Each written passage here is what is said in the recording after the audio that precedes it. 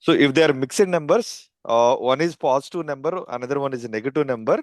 So always remember beginning index must be greater than ending index. Okay, that is what I told you. This variation also we have seen, this variation also we have seen, and even this variation also we have seen. And two more rules that you need to keep it in mind. If you're taking a positive step value, okay, beginning index, ending index, and the step value, right? So if you are dealing with the positive step value, remember the point here. Characters are taken from the begin index to end minus one in a forward direction. That we know, we have seen that. So this works only when beginning index less than ending index. If you're taking the positive step value. If you're taking the negative step value, okay, characters are taken from the begin index to end plus one, okay, in a backward direction. In a backward direction, we have seen this one also. So this works only when beginning index greater than ending index. These rules I'll try to forward, I'll share with you guys in a WhatsApp group. Okay. Okay, I'll share it later. Okay. At the end of the class, I'll share. Okay. So I'll just put it in my notepad. Okay. I'll try to share it once we are done with the class. So this is what we are done. And next concatenation and other things also we are done. Okay. So let's try to understand the comments. And after that, we'll try to understand about the Python string methods as well. Okay. So single line comment. Okay. If at all, if you want to comment it, like let's say I'm trying to take here. So my underscore string equal to, okay, hello, I'm taking here. Okay. And I'm trying to actually take one more string. Okay. Let's say string one equal to, so within single quotes I've already taken. Okay. So Python I'm taking here. Now I wanted to print this Python command. I wanted to print this string one actually. So str1. Okay. Now I wanted to comment this particular line actually. How do you comment that? Do you know the comment lines? Hash. Hash. Hash. Hash. Okay. So this is for single line comment. Okay. If you want to comment all the lines, let's say I'm just uncommenting this one again. If you want to comment uncomment all the if you want to comment all the lines, okay, control slash forward slash. We use this thing regularly in our real-time scenarios case.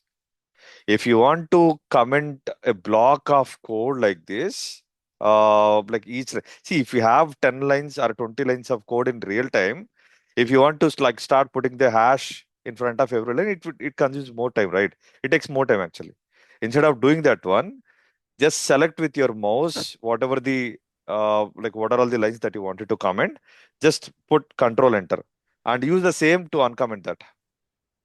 Use the same keyboard shortcut to uncomment that. Okay. Or if at all, if you want to write some random string, right? Doc string right here, document string. Okay. So uh, this this program is demoing about the strings. Something I wanted to write it here. Something. I'm just trying to write it here. Okay. So you can put everything. If you don't want to execute that particular line, you can just put here hash symbol. That's it. So let's say I've written actually this one. What I can say, multi-line string I have, multi-line comments I have. Okay, so of course you can use one more hash here, but instead of doing that one, what we can do is, so just try to surround this string with a triple single quotes or a triple double quotes. That indicates actually comment line. That indicates comment line. Let me execute this one. See here, it is executing. If I don't give this triple double quotes or triple single quotes, okay, if I try to execute, it is saying that boss, there is no meaning for this one. What are you trying to do here? Do something with this. So after third line, it is okay. After third line, it is okay. What about first two lines? What do you mean by then? What do you want to do here actually? If you want to comment that lines actually, here multi-line, if you have multi-line string, if you want to comment them, so you can try, right, you can put everything in a triple double quotes or triple single quotes. That indicates a commenting. Okay. So generally we use this kind of notation in function definitions. When you write a function actually in Python, you need to describe that function actually in some words, in some sentences. What exactly that function does, what it takes as an input, what it gives as a output. So you need to describe that function actually, so that if somebody is coming and like trying to modify something on your code, right, they can understand, okay, this function is taking so and so as an input. It is returning this one. So like that, they will understand it easily. So for that, we use this commenting. Okay, you'll understand the importance of this one in the functions concept, not at this point of time. But since it is related to strings, I'm just trying to discuss here. That's it. Nothing to focus more here. Just remember, if at all, if you want to comment multiple lines, just put them in a single, triple, triple single quotes or triple double quotes. That's it. That's the point. Okay, clear? Okay. So this is what I was telling. Sorry, this is what I was telling. So if you want to put, this is the function definition actually. Function. I'm starting the function definition here, and whatever like you wanted to write inside the function definition, you can write it. This one we call it as a, in Python terminology, we call it as a doc string, documentation string, doc string, DOC. Doc string is nothing but documentation. Okay. Ah. So that is about the comment lines. Next, very important one. Very important concept, I can say. Python string methods. Okay, let's try to understand the important ones here. Mostly we use only these particular methods, guys. Actually, there are 20 commonly used methods are there. So you may find like more in Google, in the internet, but these are the mostly used ones, I can say. Okay, so almost everything I used in my real time. Almost, maybe in this project or previous project. Even today also, I prepared a script actually, Python script to generate some Excel sheet. Okay, so we have an SQL query actually.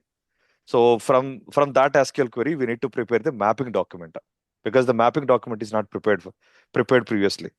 So they gave me 24 SQL queries.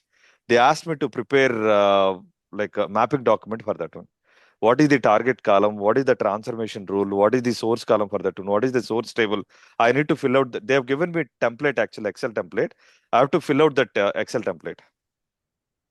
They gave me 24 like queries, almost 24 queries.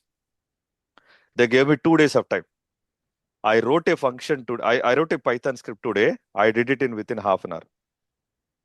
That's the beauty of the Python automation. So it took some time for me to create that script. But once that script is prepared, so I just passed all my SQL queries as an input to that script. So it has prepared the mapping document with a blink of eye, within a blink of eye. That is the beauty. You can achieve such kind of things actually. Even recently also I've done like same thing.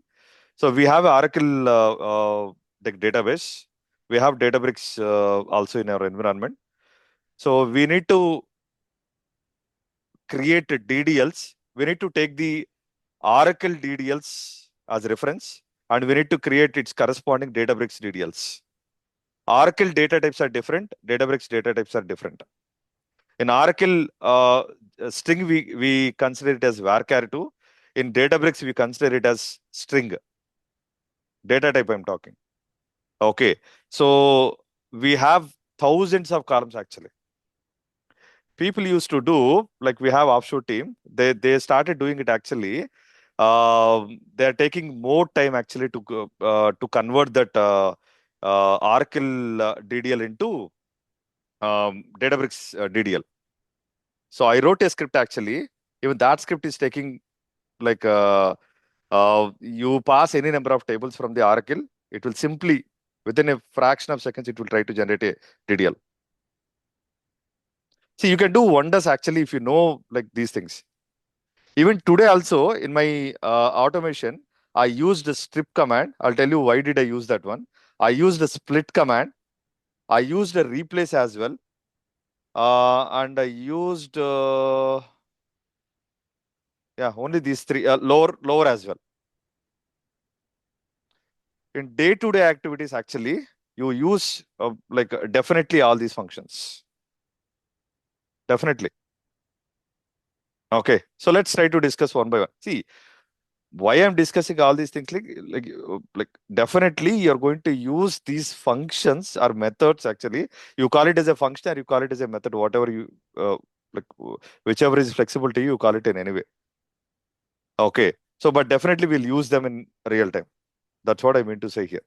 Okay. So first, let's try to discuss actually like one by one here. That is upper. Let's say I have a string here like this, hello world. If at all, if you want to convert this into uppercase, sometimes we use like, okay, lower I'll try to talk, not upper. So let's say if you want to convert this particular string into upper, okay, just simply use that. Okay, so when you try to create a variable like this in Python, text equal to hello world, what will happen, it will create an object. On top of object, I'm trying to use this function. Any function which is used on top of like object, we call it as a method. All these are actually methods. Some people call it as a functions also. That is also fine, no problem at all. Okay. So I call it as a method here. So upper method, what it does is it converts actually, it takes the string as an input, it converts everything into uppercase. Okay, let's try to test this one here and see what happens. Okay, let me execute this one. Text equal to hello world I'm taking. Text dot upper, I'm just trying to print that one, that's it. Nothing complex here. I'm just trying to execute here. See, everything is converted to hello world, uppercase. Okay. Ah, oh, sorry. Second one. Next. Sorry. Huh. So next one is lower. If at all, if you want to convert that particular string into lowercase, simply use this lower function method actually so that it converts. Okay, let's say I'll try to take H as capital letters here and W also capital letter here. So I wanted to convert everything into lowercase here. That's my requirement. If that is the case, then execute this one. Everything will be converted into lowercase.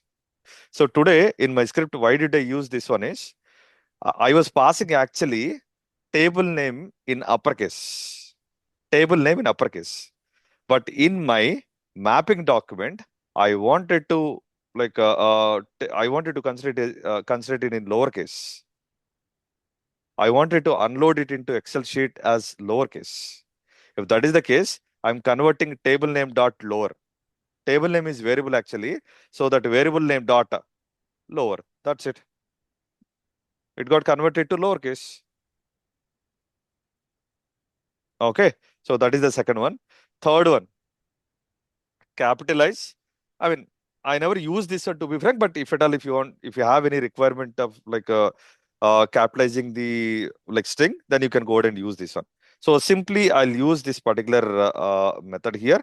Okay. So let's say everything I'm taking in a lowercase only, hello world, everything in lowercase I'm taking. Okay. In place of lower, I'll simply use capitalize method here. Okay. And see what is happening here. What is the output of this one? Capitalize means first character of that particular string will be converted to uppercase. That is the meaning of the capitalize.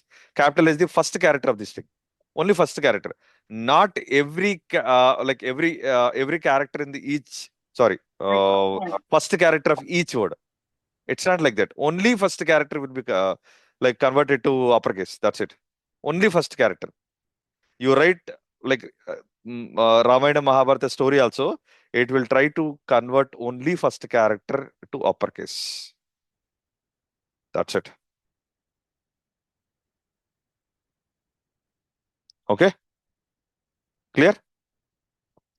Next, title. So this is what you're expecting, I know. Okay. So the meaning of this one is, try to understand this one based on the output. Now see, if you have multiple words actually in a string, every word first character will be converted to uppercase. That is the meaning of the title. Okay. So the next one, moving on. Swap case. Swap case is nothing but like swaps the case of the character in a string. That means uppercase characters will be converted to lowercase. Lowercase characters will be converted to uppercase. That's it. Okay. So let me try to take this one. So copy this one. Try to give. Okay. H I am taking in capital letter here. W also I am taking in a capital here. Okay. So what I will do is I'll just try to use swap case. Swapping the case. That's it. Okay. See, hello world. All the lowercase letters got converted to uppercase. All the uppercase letters or characters got converted to lowercase, lowercase, uppercase. Okay, so that is the use of swap case. I mean, see, based on your requirement only. See, if you have any requirement, just go ahead and use them. That's it. But having an idea on these functions is good actually. Okay, split. The most important like method instincts. Regularly used method, I can say. Okay. So remember one point here. Not only in Python, you take Java, you take SQL, you take any other programming language. When you split a split function, actually, the output of the split is always an array. Always an array. Output of the split is array. Okay. So let me talk about that one here. Okay. What split does is it split the string based on some delimiter. Based on a delimiter. The delimiter can be anything. Delimiter is nothing but what is the separator between these two words.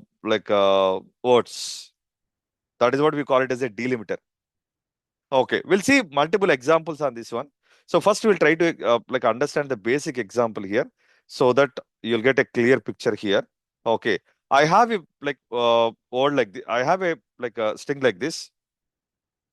Just a second, guys.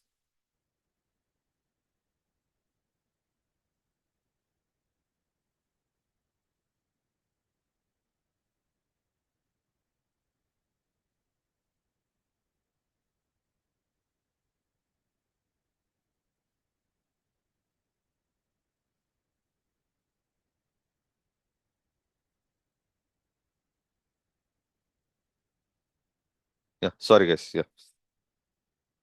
Oh, okay. So I have a string like this, hello world. I wanted to split this particular string based on the space.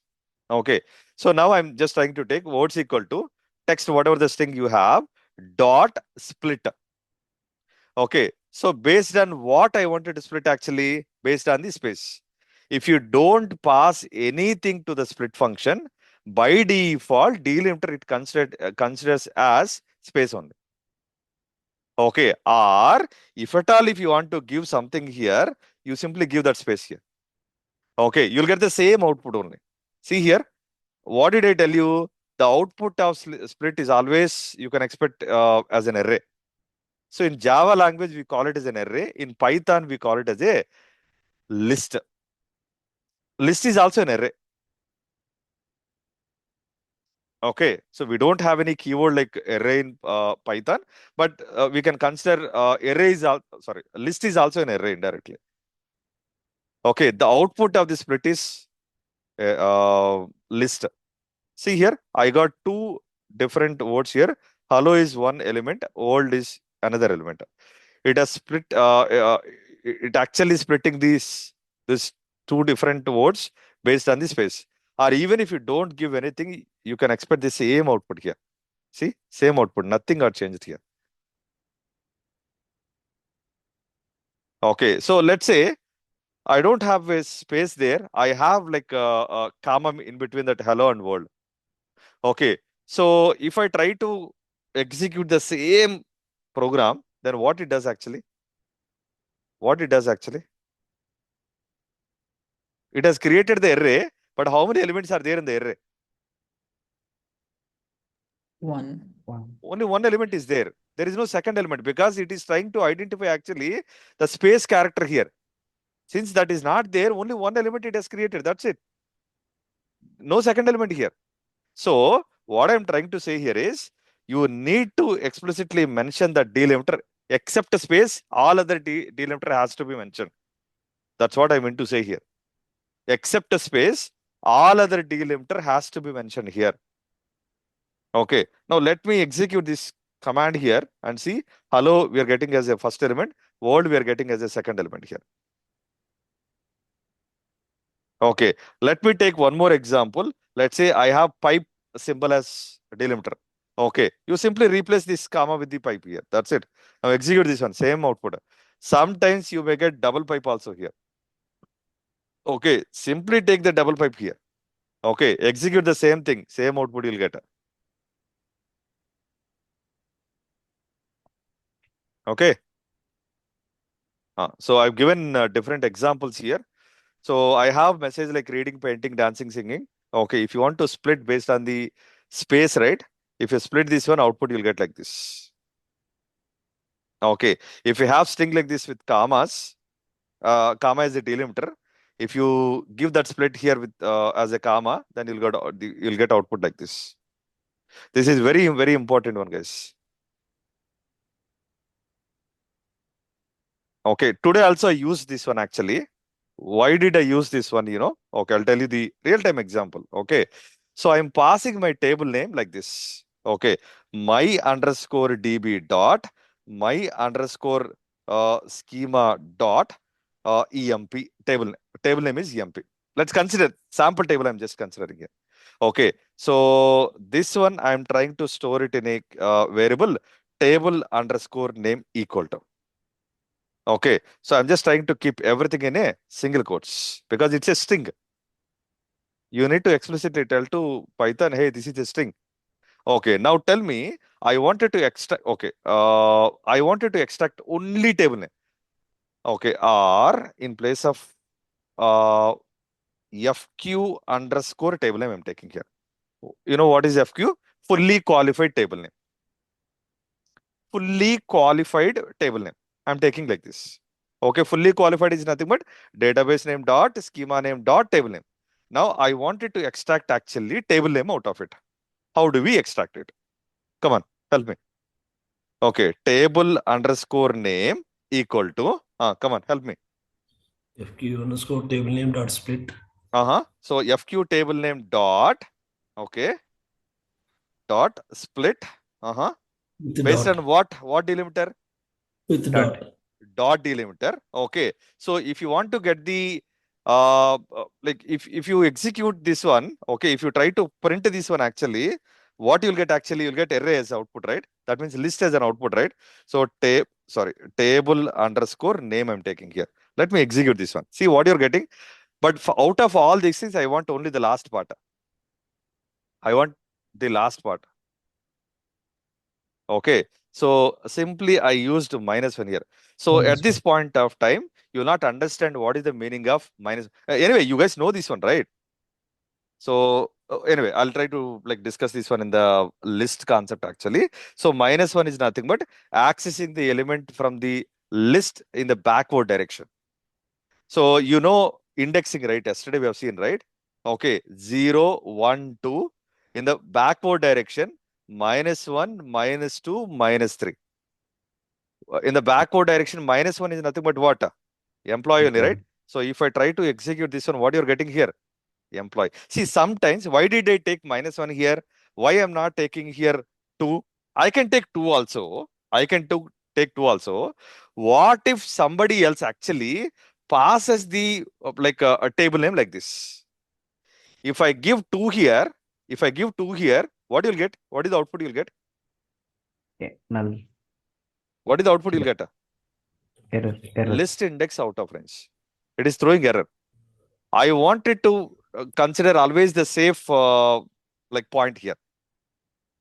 See, whether you pass the table name only schema name dot table name, or you use database name dot schema name dot table name, in all the cases, actually, my code will work. Make sense? Yeah. Okay. So see, you need to consider all these points in real time. So I've taken -1 intentionally because anyway, last part is table name only. Okay. Let me execute this one. See, I got EMP. Even if you take here database name also, my underscore DB, my DB dot this one, then in that case also you'll get EMP only. I executed this one. I got EMP.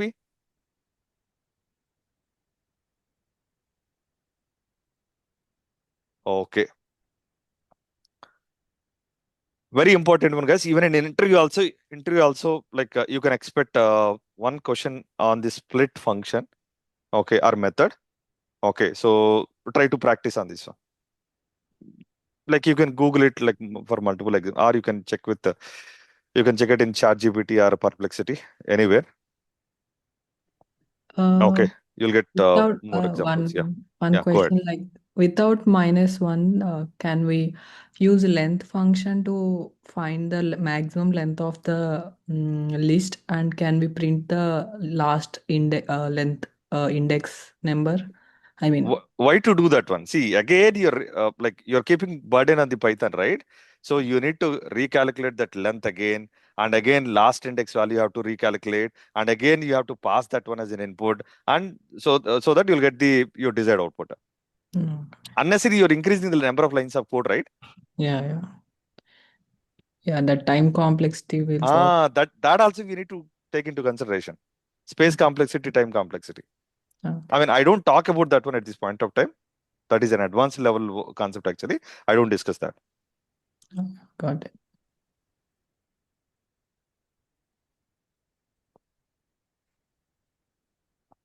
Okay. Mm, oh, sorry. This is the one, right? Split is done. Replace. This one also, like sometimes we use this method too. Sorry, guys. Hmm. If at all, if you want to replace with, let's say I have this string. I wanted to replace old with Python here. So just use the replace. Replace actually take which string that you wanted to replace with what string you wanted to replace. Okay, which and what. Okay, that both the things it will take as an input. Okay, and it will give output accordingly. Okay, so let me try to take. Mhm. So text dot replace of old I wanted to replace with the Python actually. Okay, now let me execute this one. See what is you're getting. What you're getting here. So hello Python we are getting. So old got replaced with the Python. See, this is not a new function. Even in SQL also we have the same thing, right? Same concept only, right? Okay, next. Find. Okay, so uh, I mean, I did not use it in Python, but I used indirectly this concept in ADF, Azure Data Factory. Okay, so we have similar kind of concept is there in ADF actually. In functions, like we can see this kind of methods actually. Okay, so find of world. This particular word starts from which position, which index, that it will try to display as an output. Okay, returns lowest index where the substring is found. So if you have again hello world, okay, 2 times we got here. So, but it takes actually lowest index value. Okay, so let's try to understand that example as well. Okay, so let me copy this one and try to paste it here. Okay, so hello world, find of world. Where it is finding world, it is there. At which index, at which position actually. Okay, so let me try to execute this one. The output I'm getting is 6 here. Let me try to take one more world here and see what is your expectation here. Still then you'll get actually 6 only. 2 times it found actually the world word. Okay, but still then it is giving the lowest one, lowest index value. That's what I was trying to mention here, lowest index value. If nothing is fine, okay, so let me try to change here. Only WRL, I'm just trying to find out here. Okay, so let me execute here. WRL, it is there. That is the reason. Okay, so let me take Shiva here. Okay, let me execute this one. See, if nothing is, if it is not able to find anything, then it will simply give output as -1.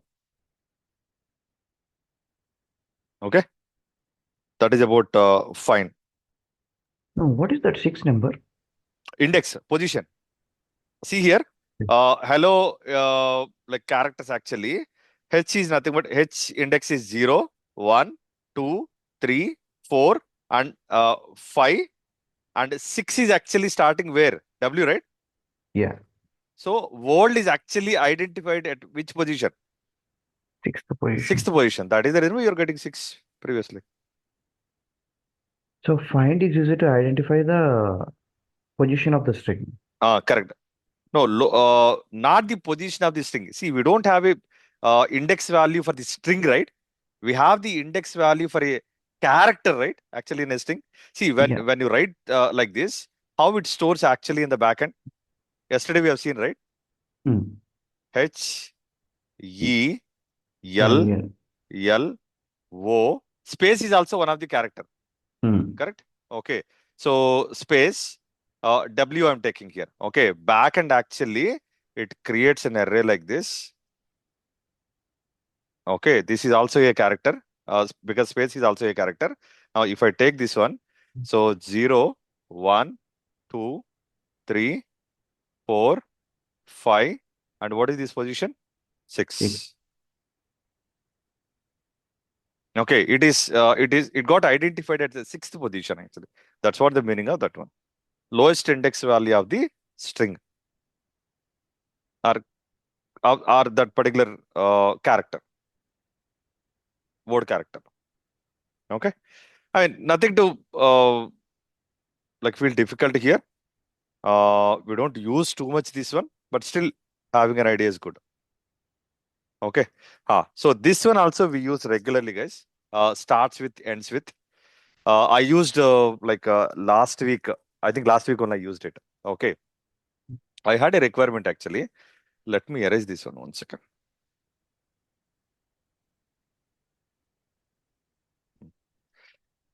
So I had a requirement. So I have a folder actually. In that folder, I have CSV files, zip files. Both are there. I have a folder. In that file, in that folder, I have zip files and the CSV files.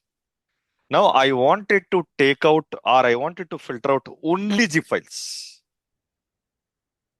Only zip files. Okay, so for that I used actually ends with. You know, every zip file actually ends with what? .zip. .zip, right? Simply you pass that one here. That's it. Take every element. Okay, I'll talk about that requirement later. First, we'll try to understand. Starts with functionality, then we'll try to understand the requirement. Okay. Let me take the same example here. Just a second.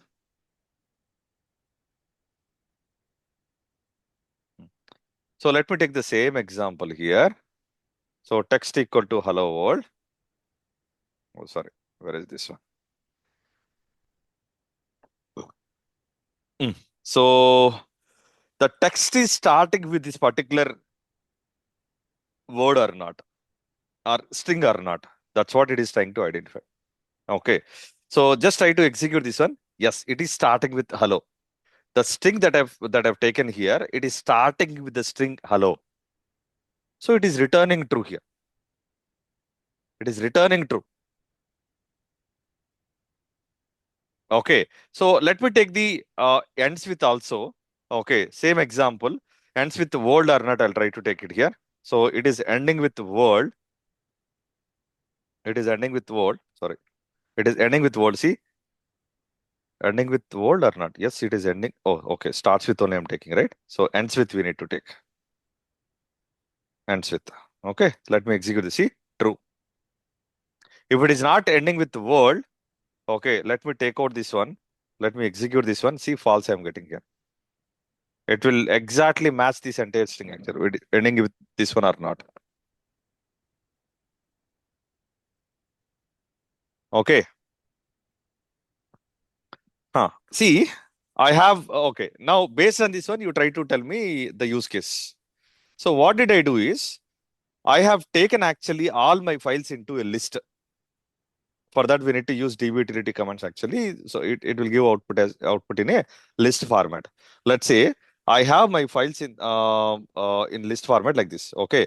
So my underscore files equal to, okay, my files are like this. Within single quotes, I'm just taking here emp.csv, CSV, okay, comma, dept.csv. Oh, sorry, single quotes I need to put, right? So enough. Put comma here. So within single quotes, sales dot zip I am taking here. Inside my sales zip file, actually I might be having different CSV files, or it may be a combination of different CSV files. Zip file is a like a combination of different CSV files. This is my requirement. I am taking like this. I wanted to filter out only the zip file out of it. How do we take it? How do we take it? Just give me your idea. I mean, you may not understand at this point of time. You may not give me the right answer, but tell me your idea at least. Basic idea at least. Even if it is wrong, I don't mind at all. Come on. Yeah, Fine, right, fine. right. Sorry, it is an array. We can split, right? Mhm. The array. See, ends with or starts with is actually giving output what? True or false, right? Now, can I take True. if Yeah. condition here? If condition, what it expects? True or false condition only, right? True or false condition only, right? Yes. Correct or not? Correct or not? Mhm. Okay. If you want to iterate each and every element from the list, okay. So for I, okay, in my underscore files. So what it does is it will try to iterate actually each and every file. Okay. So what I do is put colon here, file underscore name. Okay. So I write, okay, file name. I'll try to put it here. Okay. Print of file name. I'll just try to print like this. See, I know I did not explain this concept. I'm just trying to tell you the real-time use case here. That's it. How we have to handle this one. That is what I'm trying to like tell you here. The list concept is not at over. For loop concept is not at over. If condition concept is also not at over. I know. But bear with me for some time. Okay. See what it is trying to print here. emp.csv, dept.csv, sales.zip. All the files we are getting into variable here. Now I'll take the if condition. If file underscore name dot, okay, ends with, okay, so within single quotes dot zip, okay, dot zip. Then what do you want to do? What do you want to do? Then print that particular file. Okay, so I need to take colon symbol here. So hit enter, print of file name, so that it will print only the zip files. Okay, so print of file name. That's it. This is what I've done in my code, real-time code. Okay, let me execute this. Okay, so let me comment this particular print. Now, see what is that output you're getting? Sales.zip. That's it.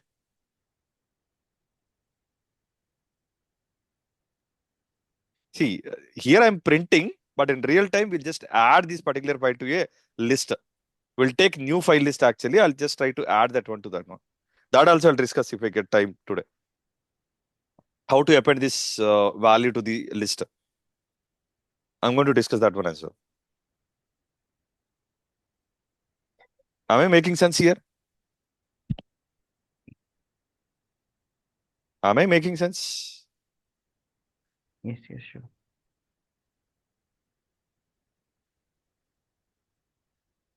Okay. Okay. So moving on.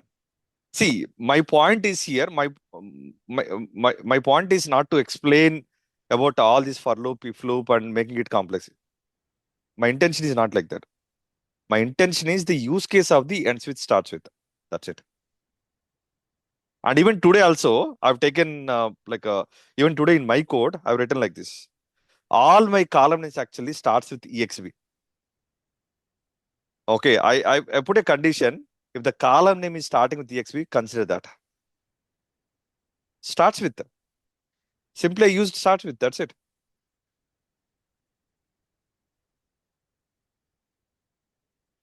Okay.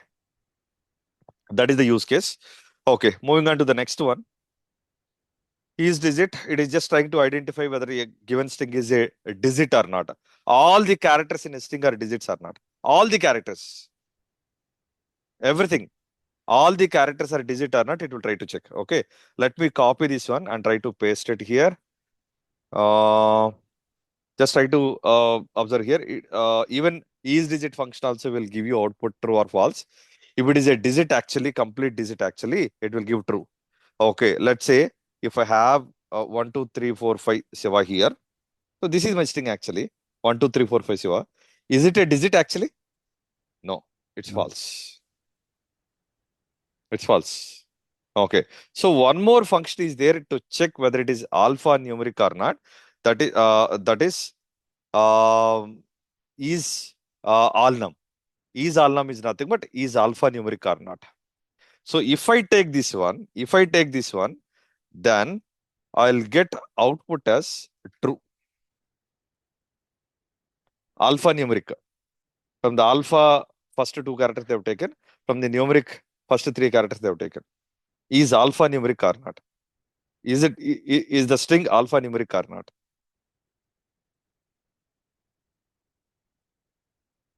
That's what it is trying to give here. Okay. So one more function is there, that is alpha. Only alphabets it will check. Okay. Let's say I'm trying to take here only Shiva, not 1, 2, 3, 4, 5. So ALPH here, right? Okay. Let me execute here. So alpha, is it alphabet or not? Yes. It's an alphabet only. True. Okay. So next string method is count. Just try to understand this one. That's it. We don't use this one much, but just have an idea. Just keep the concept in mind. Okay. So let me copy this one. Execute this. So text equal to hello world, hello I have. This is my string actually. I wanted to count actually how many times that how many times that we have hello string in the string, in the given string. How many times we have? I just wanted to count that actually. That is what I've told you. Returns the number of non-overlapping occurrences. I'll tell you the interview question also in one of the interview I got actually. Okay. Sorry. Okay. So if I take like this, so hello, how many times we have here? 2 times we have. So we got this one as output as 2. Okay. Let me tell you one more beautiful example. I've taken from this one interview only. This one is like asked in one of the interview. See, we have ABA, and we have ABA, and we have ABA, and we have ABA here. So I'm trying to check the count of ABA. What is your expectation here? What is the output you'll get? Sure. Hmm? 2, I think. 0. Sorry. 0? What is your expectation here? What is the output of the code? 2, 3. 3? 2, 2? Maybe 0. 2, I think. Is it We checking have the one both ABA or is here. it It is checking matching with this one. alpha? One ABA And it is is there and matching with this another one ABA also. is there. And it is Okay. matching with this one also. It is matching with this one also.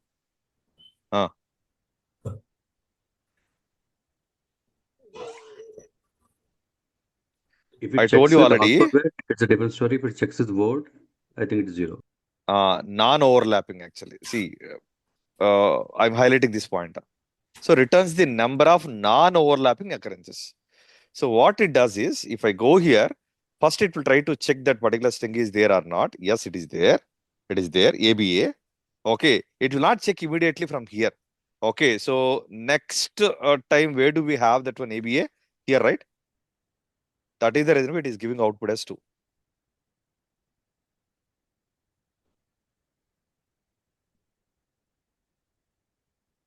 Okay, non-overlapping strings, it will identify and it will count them and it will give that as an output.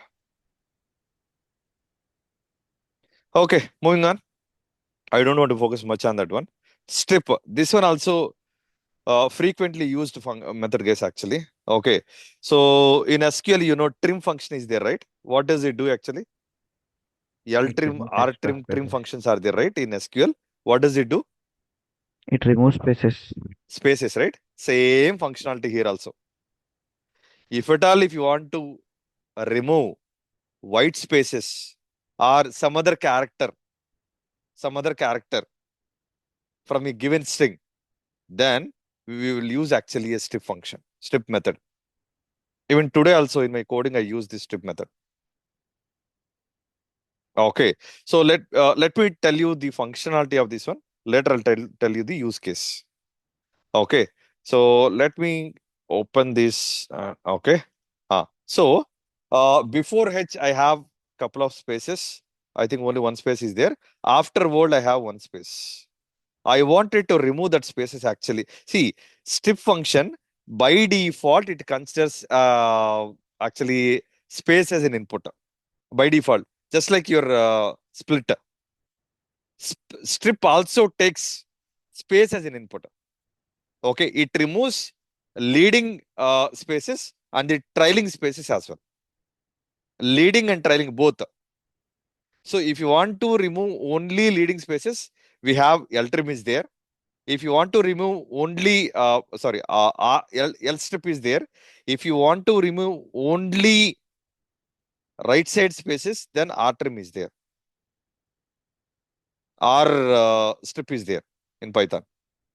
In SQL, rtrim is there. Okay. So if you want to remove both sides actually, left side and right side also to that particular word, then we use strip. Okay. So let me try to print this one and see what you're getting here. I'm getting hello world neatly here. Clean hello world I got here without spaces. Okay. So if you want to remove only the left side space, then use L strip. Let me execute this one. See what you got. Same output you got. But see here, try to observe that one. Right side space is still there. Did you observe? I'm able to select this one in blue color. Did you see that? Right side space is still there. See, previously, if I try to highlight this one, see, I'm executing this command once again. If I try to highlight this particular string, do we have that space here? Am I able to select that one space here? Anything is there here after D? No. Okay. So if I take L strip here, okay. If I try to select this particular one, see, I'm able to select the space also here. That means right side space is actually not removed. Only left side space it got removed.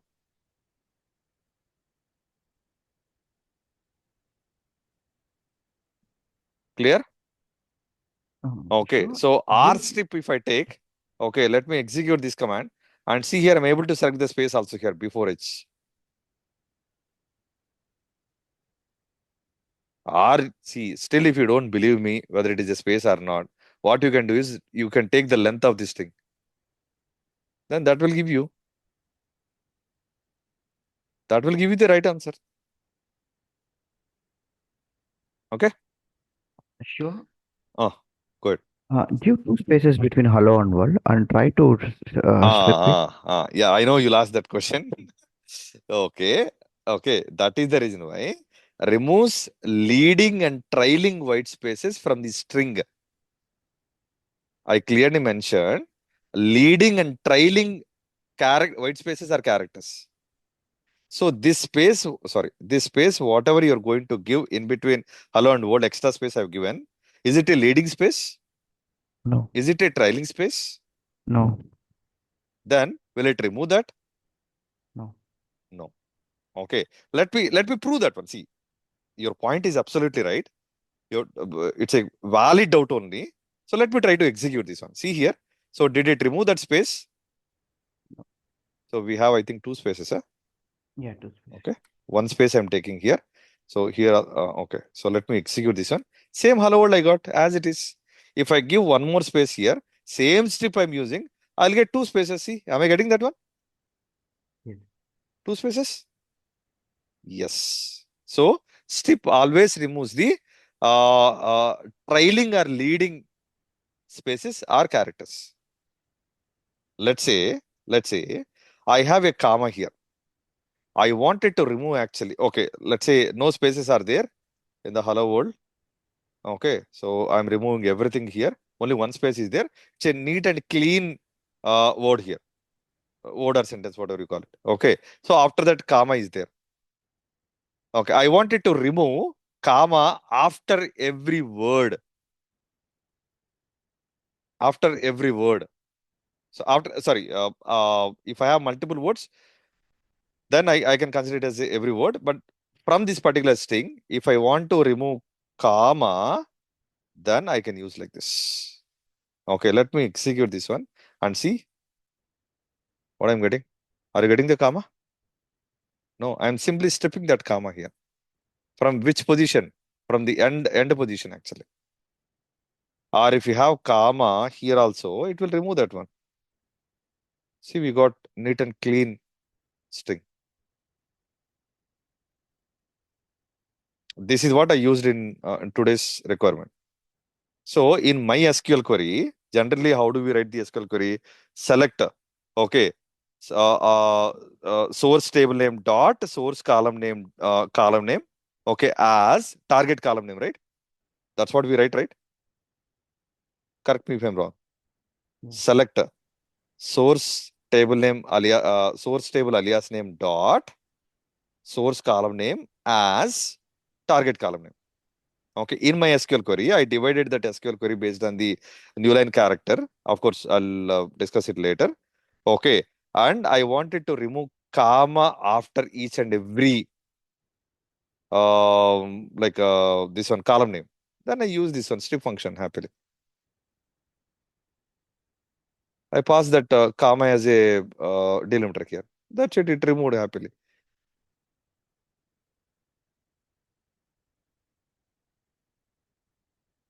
Okay.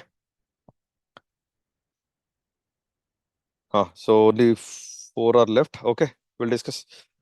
We'll wrap it up. L strip I've already discussed. R strip also I've already discussed. Okay. So R strip it removes actually a trailing. Oh, did I tell you in a reverse way? That's correct only. L strip is nothing but left side spaces. That's correct only. R strip is nothing but right side spaces. That is trailing spaces. That's correct only. That's correct. Okay. Now center we don't use this one much. So I'll tell you at high level here. Whatever the string you're taking, right? So let's say center of 10 means it will try to take actually it will try to center your string here. Okay, if at all if you want to make it center, it has to add something to like in the starting position and the ending position, right? Okay, so by default it adds actually spaces to that particular string, so that the entire length of that particular string reaches to the 10 characters, and it centers that word string whatever you're taking. We don't use this one much. I'm not executing this one. Is that okay? Huh. Next one. This is also bit important one. Okay, I use this one in my real-time scenarios. I've directly take. Okay, let me explain with this one so that you will understand the functionality first, and after that we will understand the real-time use case. Okay, so Z fill. Z is nothing but zero. Zero fills. Zero filling. Zero filling. Okay, so I have a number 42 here. Okay, I wanted to fill that number until it reaches to 5 characters. Length of 5, I can say. Length of 5. Currently, what is the length of my number? 2, right? Okay, what I'm giving, I'm telling to Python, hey, make it 5. Make the length 5. So how it can make length 5? By adding, by padding, not adding, padding zeros left side. It pads simply zeros in the left side. Okay, let me show you the output of this one so that you'll understand. See, it is padding the zeros left side. So what is the length of this particular string? 5. 5. That's it. Okay, I'll talk about the real-time scenario. Okay. So what I got in one of the requirement is, I'm getting actually a load date like this. I'm getting load date like this. Based on the load date, actually, I wanted to create 3 like folders. In the year folder, actually, I wanted to create a year folder, 2025. Inside that one, I wanted to create a month folder. Inside that one, actually, I wanted to create a day folder. But generally, when you create a folder, I wanted to create like this. So my date is like this, 2025 1/8 0108, January 1st 8th date. But I wanted to create my folders 2025, inside that one 01, inside that one 08. That's my requirement. Forget about how to create that folder. Now tell me how to handle that scenario now.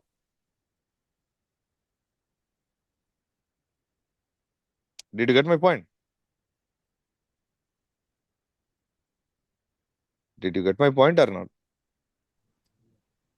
Yes, sure. If that is the requirement, how do you do that one? Come on, help me.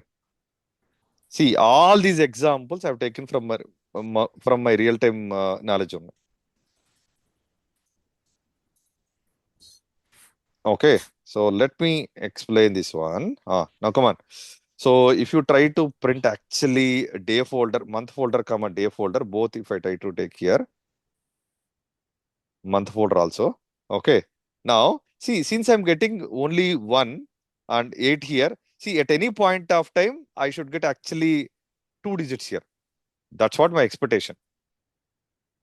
See, if it is January 01, if it is December 12, if it is November 11, if it is October 10, if it is January 01, I should get actually. So for that, so I'm trying to split this date based on the hyphen symbol. I'm trying to take actually a 0, that is year folder.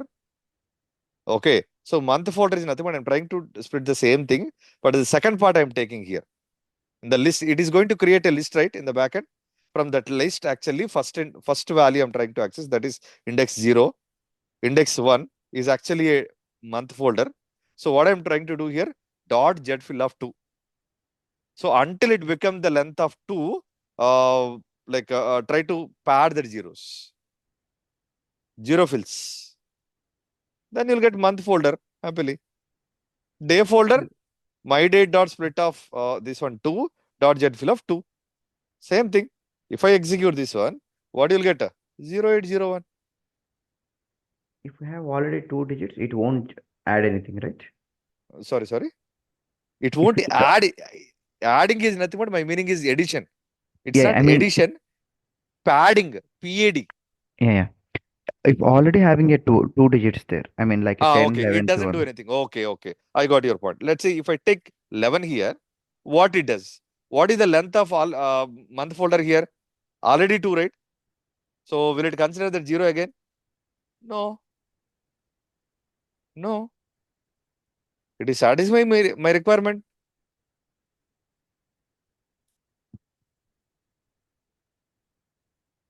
Did I answer your question? Yes.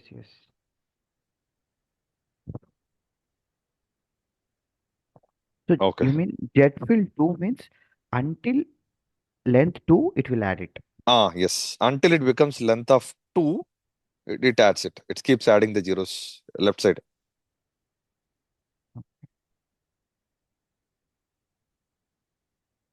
It means it will check first length of the character, right? Correct. Internally, it checks the length of the that particular string. Yeah. Then, if the length is not matching, it simply pads that 0 left side. That's it.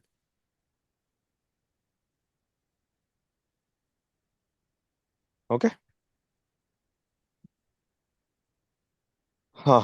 Last but one, I guess. No. Replace we have already seen, right? Replace, did we see? Yes, Did yes. we already discussed? Yes. Discussed. Replace is already discussed, right? Sorry. Already discussed. Okay, sorry.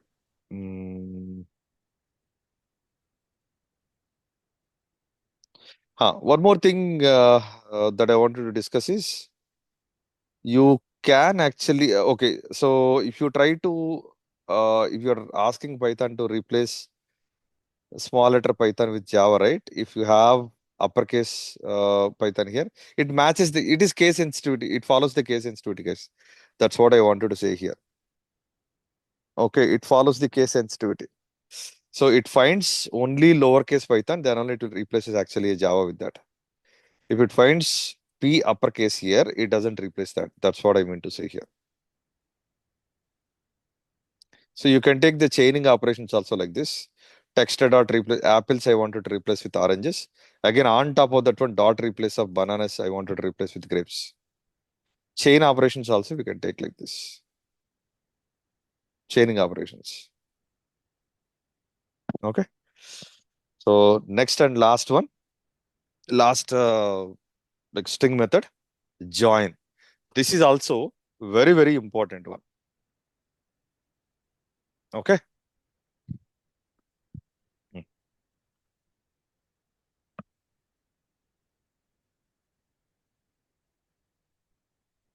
Oh, come on.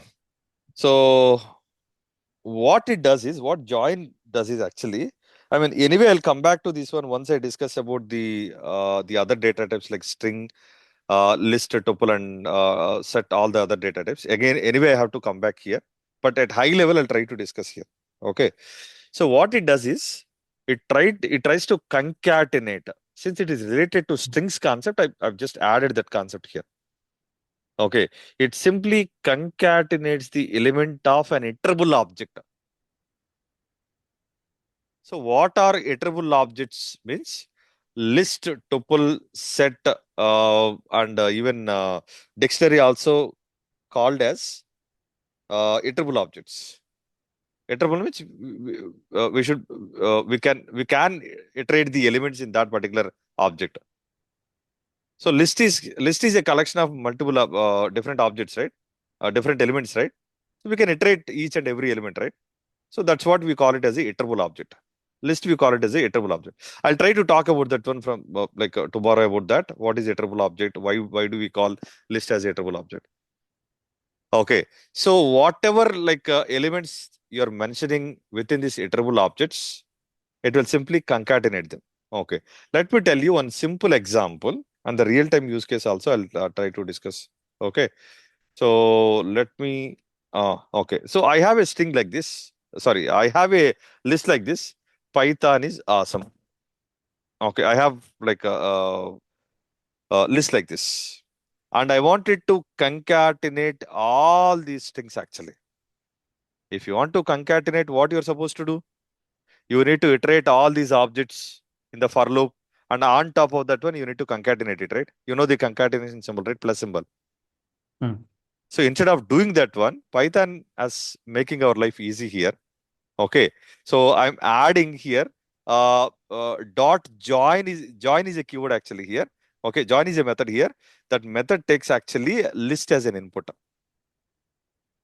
or iterable object as an input, I can say.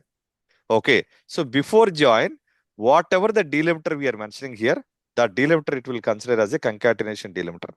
Okay. So the meaning of that one is, let me execute this one. Python is awesome. So between each word actually, what is the delimiter we got here? Space. So what if I mention here, comma here? What is the output you are expecting here? Python, comma, is, comma, awesome. Okay. What if I pass here this one like this? What you'll get? You're getting same. Okay. In real time, what do we use here? Space and space I'll use here. Okay. What I'll take, here I'll try to take joining columns or like where condition columns. How do we mention where condition columns? After like, let's say I wanted to filter out actually from the department number 10, I wanted to filter out from the department number 10, I wanted to filter out the salary. Salary is greater than 1000 and the name starts with yes. If that is my requirement, how do you write that one? How do you write that one? Sorry, I'm discussing SQL at this point of time, but still, just to like make sense here, I'm just trying to discuss that. Can you come Come on. again, Shiva? Okay, so my requirement is I wanted to filter 10th department number. Okay, from that 10th department number, I wanted to filter out again greater than 1000 salary employees and whose name starts with yes. Select a star from EMP where DEPT number equal to 10 and Salary. salary greater than 1000 and name like as person. name. Okay. Substring of name I can take, right? So sub str of I mean you can take some function here. Substring of name or name starts with if you have that Like yes. kind of function or substring also you can take here. Okay.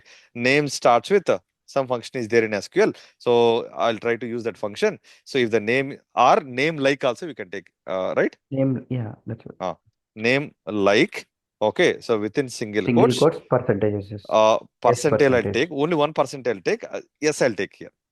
Then this will consider name starts with yes. After yes, you can have anything here. Okay. Now what I'm trying to do, if I want to create this particular condition dynamically, between each and every condition, what you're trying to add here? And right? So even in the real time also, if you want to create this kind of conditions, we use and like this. That's it. That is the real time use case. Dynamic filter condition, if you want to generate, then you can happily use this one. Column, I'll use column names here. That's it. Department number, salary, name, all those things I'll try to take it here. Our conditions, you store it in different place and you try to like concatenate them with the space and space. That's it. It will dynamically generate this condition.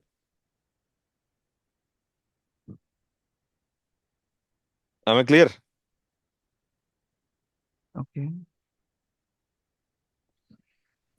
Okay, so we are done with this one, guys. So I'll discuss the other things once we discuss about the list tuple and set data types. What is the difference between this join and concat? Join అంటే మన tables point of view చూసుకున్నట్టేనా? Join actually joins or concatenates the elements in the iterable object.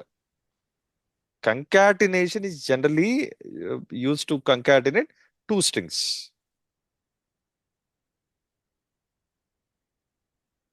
Got it? Okay. Concatenation is between two strings.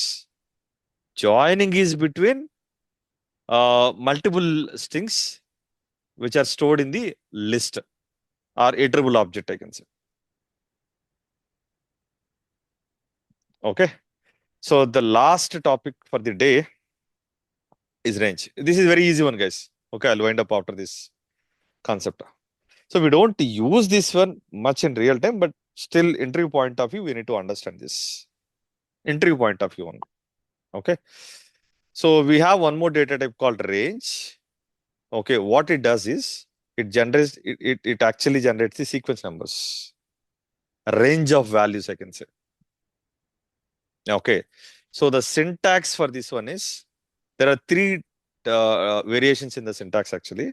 The first variation of syntax is range of, you can give some number here. If you mention some number, it will consider that as a stop number. I'll tell you what exactly mean with that stop number. Okay. So second variation is range of start comma stop. Start means from which number onwards you wanted to start that sequence. Okay. Stop means up to which number. End is always exclusive, guys. Stop is always exclusive. That means if I give start 0 to 10, you'll get numbers 0 to 9 only. Okay. So we have one more variation here, that is range of start comma stop comma step. Step is nothing but a step value. Yesterday we have seen, right? Same way. From start value, every time it adds actually a step value. Start number, let's say 0. Step number is 2. 0 plus 2. 2. 2 plus 2. 4. 4 plus 2. 6. Until the stop number is mentioned. Okay. So how do we write this one? We'll try to understand with the different examples. Okay. So I'll try to take different variations here. Don't worry. It's very easy one only. Okay. It's not a complex concept. So we can access the elements actually from the range function using for loop case actually. I have not discussed this concept yet. I will discuss, but at least like you have basic knowledge in like programming, right? So generally we write like this in Python actually for loop. So for I is nothing but a temporary variable. In that iterable object we mentioned colon we mentioned. That means we are telling that okay, for loop condition is actually starting from here. Okay, so inside that for loop actually we are writing the statement execution block as print of I. Whatever is there in the temporary variable, it will try to print it. Okay, if I try to give this one, so it starts. If I don't give any starting, see if I don't give simply give one digit number here, will it consider this as a start number or stop number? Stop. Stop number. Stop is inclusive or exclusive? Exclusive. Exclusive. So it start, okay. If I don't give any start number here, then from where it is going to start? 0. It starts from 0 actually. So if I don't mention any step value, by default, what's the step value it takes? 1. 1. 1. Default step number in the range function is 1. See here, 0, 1, 2, 3, 4. I got that numbers because 5 is exclusive here. Okay, so now what I will do is 1 comma, oh sorry, what happened here? Control Z. 1 comma 5 I'll take here. Okay, what will happen here? What happened here? 1 second.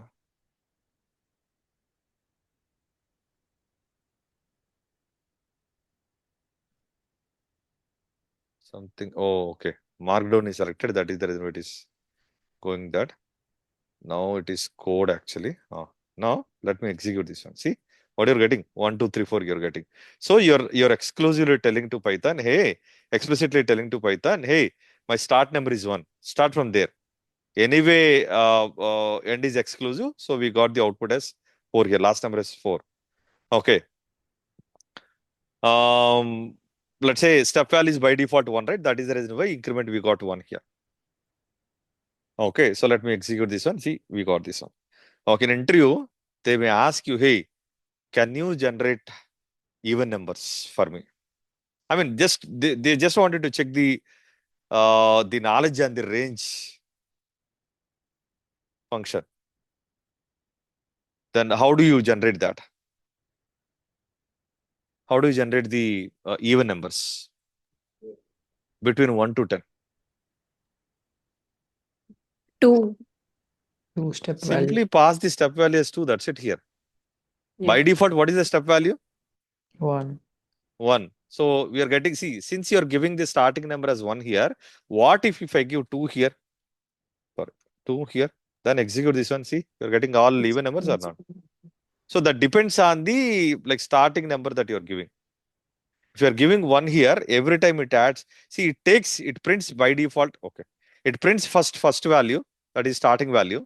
Okay, and after that, it keeps adding the step number here. 1 plus 2, 3. 3 plus 2, 5. 5 plus 2, 7. 7 plus 9. 7 plus 2, 9. 9 plus 2. 9 plus 2 is actually exceeding this number. So it doesn't print that. It will not print that. Okay, so it will try to print within that range.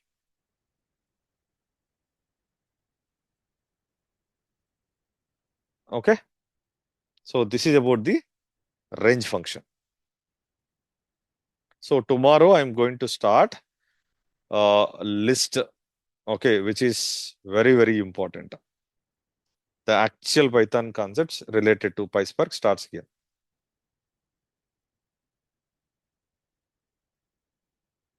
Okay. Yeah. So I'm Okay. done. If you have Shiva? any questions, you can ask me.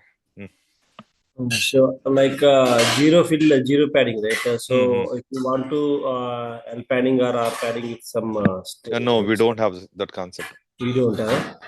We don't have.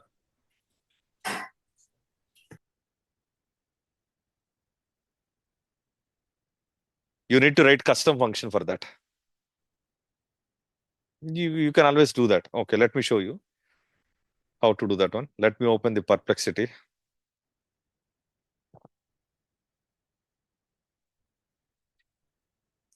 So write a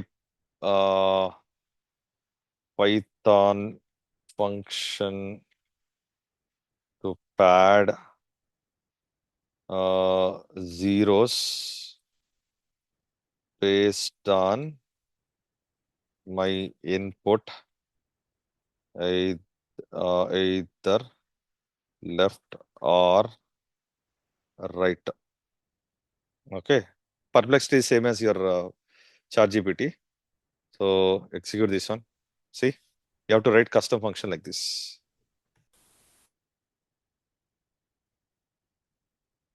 Okay. So let me execute if you want this one.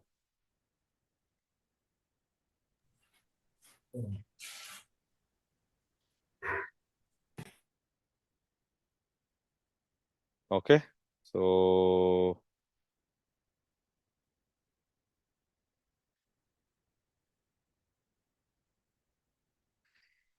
23. I wanted to add actually left side this one. Okay. So I'm passing one more input to my function as direction left or right. If I don't give anything by default, it takes actually left because I'm telling here clearly to my function, hey, direction equal to left by default. Or if you pass this one, it will override this one actually. If you pass explicitly. Okay. See, if I try to execute this one, what is the output you're getting? 000, 000 here also. Yes, sure. Yeah. Okay. That's it.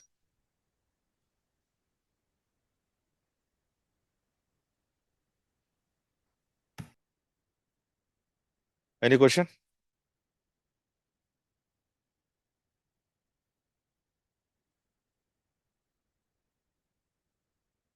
Okay. If no questions, let me stop recording.